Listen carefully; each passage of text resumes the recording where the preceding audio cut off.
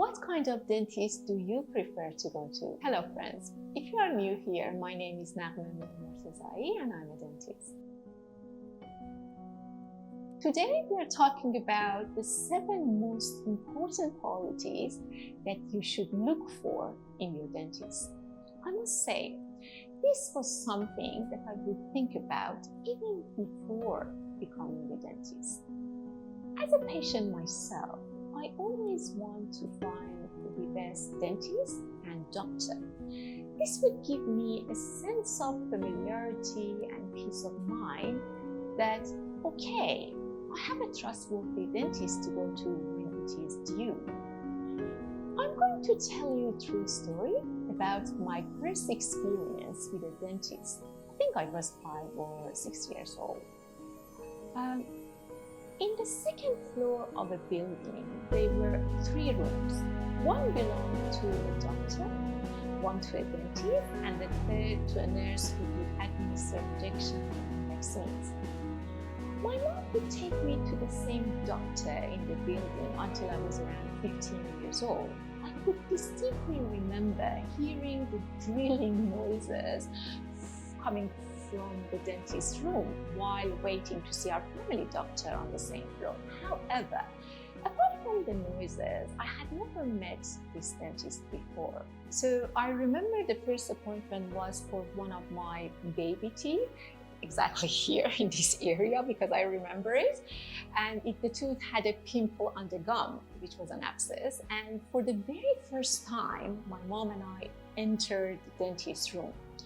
What I remember from the room was it was a dark colors were everywhere. And when I met the dentist, I was terrified. He was a huge man with a tight little white coat, and he didn't even greet me. He just picked me up and put me in the dental chair. He talked with my mom for a minute or 2 and then asked me to open my mouth. Without explaining anything, he gave me a needle and went to pull my tooth out.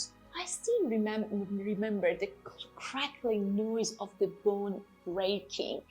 This memory is carved in my brain. I was horrified. I couldn't even move. I remember not speaking for many hours afterward. It was a bad experience, not only as a child getting the needle and having a tooth removed, but for him not even saying hello or anything. So to me, empathy and caring are one of the most important qualities that play a huge role when it comes to choosing a dentist. Does your dentist show empathy toward you? Do they provide support and reassurance throughout the treatment? For some people, it's not important, but to me, it is the most important quality because going to a dentist is stressful enough. So you need a supportive dentist. I feel like my first dentist knew nothing about children. And so he didn't show any empathy toward me and he acted as if I was an adult. Another important quality that we all have to look for in a dentist is a dentist who cares about the cleanliness and having a well-maintained clinic. Has it ever happened to you? You book an appointment with a new place. You get there and you just want to get out. I said to my mom once, who lives in a different city far from me, that if you have a dental emergency and can't come to me, make sure you go to a clean place. I tell you a true story about what happened to me a week ago. I booked with a hairdresser with more than 1,000 reviews. I got there and the place was super dirty. I was sitting on the edge of my seat debating whether it's rude to leave or not. No, if you see the same thing in a dental clinic, run. The 3rd quality for a dentist, which is super important, is communication. You need someone who listens to you and listen to your concern and also explain procedure clearly, answering all of your questions. A dentist should be able to listen to patients' concern. When my patient comes to see me, I explain everything in detail because I feel like they have the right to know, and most fears are the fears of unknown. So when you know what's about to happen, you are more relaxed. Another important quality in a dentist that I'm going to talk about today is a dentist with moral values. A good dentist should always tell the truth and do what's right for you, even if it means that they don't make as much money. They should recommend treatments you really need and follow rules about being fair and honest. If you think your dentist is just trying to get your money, it's okay to ask another dentist for advice. That's what I tell my patient to do if they are not sure. I would tell them, if you have any doubts, go and see a specialist or another dentist, because this is my honest professional opinion. And since I'm very conservative, most of my patients come back to me after getting a second opinion. That's what I would do myself as well.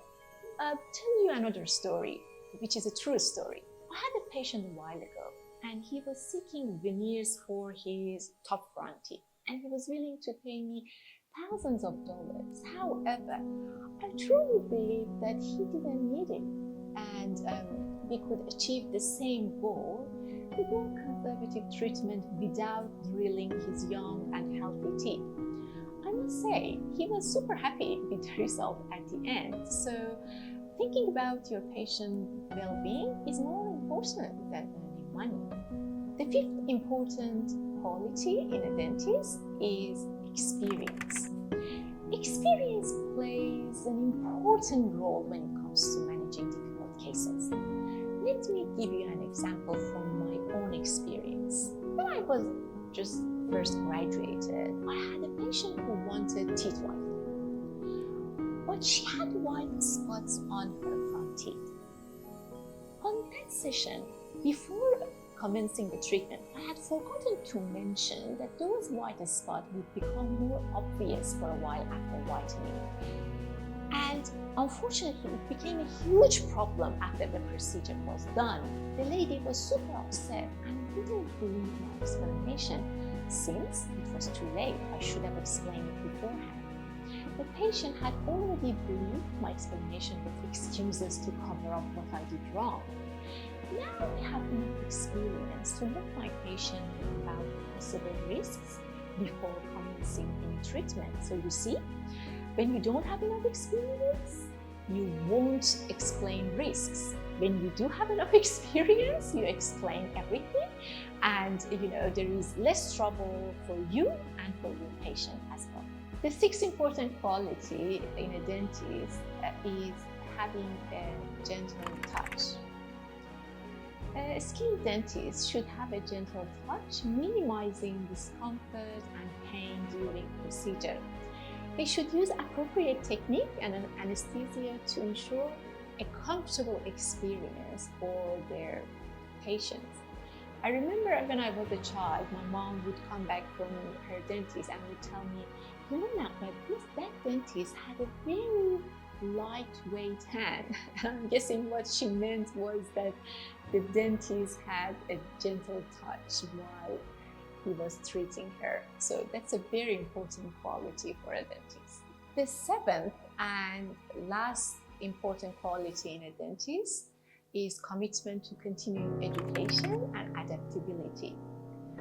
To provide the best care, a good dentist should invest in continuing education and stay updated with advancement in dentistry.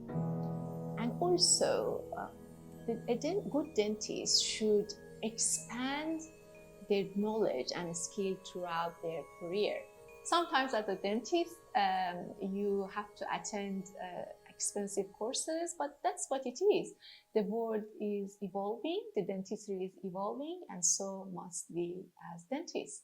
Thank you so much for watching. If you have any questions, please write in the comment section below, and I'll try my best to answer all questions. Take care, and we will see you in our next video. Till then, keep smiling.